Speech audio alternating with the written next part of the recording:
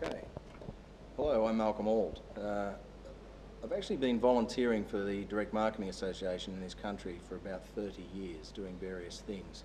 But in all that time, we've never had any link like we have just recently at the ADMA Forum to the United States President, let alone a president as popular as Barack Obama. So it's with great pleasure that on behalf of Direct Magazine that I welcome Meaghan Burdick, the Direct Marketing Director, I knew I was going to fumble over that one, for Obama for America, and to talk about the campaign here today. And thank you. Welcome to Sydney. Well, thank you very much. I'm very excited to be here, and ADMA's been great, and I was happy to speak with them today, and thank you for having me. That's cool. Barack Obama's not an easy topic to research. This morning I just keyed his name or Googled his name, and 143 million results came up. I've read his books, so I figure it's probably easier if we lean on you a little bit to get a summary of what was going on during the campaign. Right. So I do have some questions, and we'll just do a bit of backwards and forwards. But if you go back to when you first started with the campaign, you were saying earlier that you, almost a year or more before he decided that he was, or before he was nominated, that you were employed. Can you just tell us what it was like in those early days? How many people? Sure. Well, it wasn't a year. It was a couple of months. So. I've basically been in direct mail, direct marketing, online and offline, since the beginning of my career for Democratic candidates across the board. And so in 2006, we had just won, the Democrats just won the House back. So the election was, I think, the first difficult. So day one, you're on the job with your team. How many were there in the initial marketing team? In the initial marketing team, there was just me.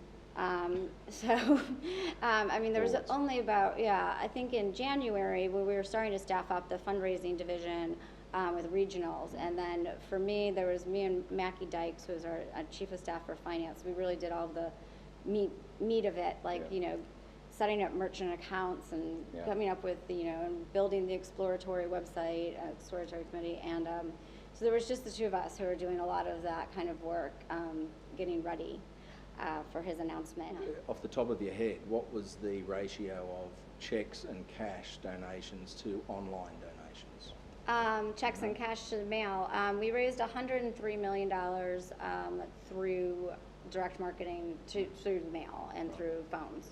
And then online we raised closer to 400,000, 500,000. So all up, by the time the campaign finished, what was the total contribution that you raised through donations? By the end of it, we had raised $750 million. US, real dollars? US, real dollars, $750 million. What was your target at the start? Well, I remember my target at the very beginning, sitting down with Juliana, who's the finance director. I was supposed to raise $10 million in the first quarter. Right, and then we ended up raising 32 in the first quarter, and similar to that, so we raised probably about $120 million in the first year, and then the last year we started with a list of 24,000 people. They weren't even all donors, and at the end we had 3.1 million donors. Right. Let's talk a bit about that data. How did you capture most of the donors? Was it online, or I was listening to you yesterday talking about people filling in cards? We captured data everywhere we could get data, is basically what we did. So we would have people fill out cards if they were attending rallies or events. In the States, it's required to track your financial contributions. So every individual can only give $2,400 per individual per election. So for the primary, which is when the Democrats were against each other, so you have to track it. So for fundraising, so if you bought a button, you would have to fill out a form and let us know all your information, as well as then we would know that you bought a button, and then online people would sign up, and we did a lot of basically signing up, building relationships with people, and then asking them for money. And online you have so much data about people. And then, on top of that, you kind of, match that with the voter file. So you really know if people, you kind of history of people voting, do they vote in primary elections, do they not? So all of that data was available. So we, used different pieces of data for different tasks, but we collected it all. We had 3 different databases. We had a database of donors. We had the database. We had other political databases, but then we had all of the online donors, and then we had the merchandising donors, which were 3 different databases that at the end of the night we would download and upload into the main dashboard.